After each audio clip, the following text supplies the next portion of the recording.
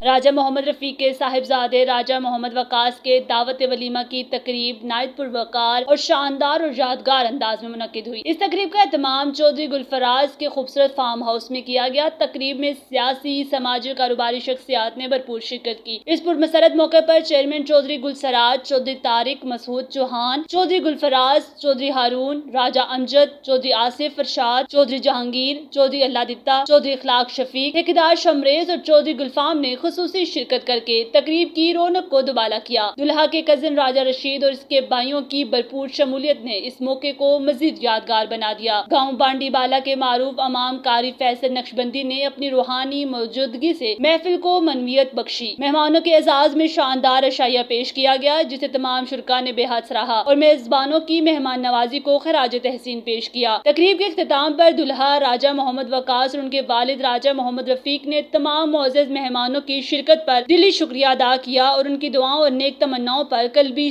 तशक्कुर का इजहार किया।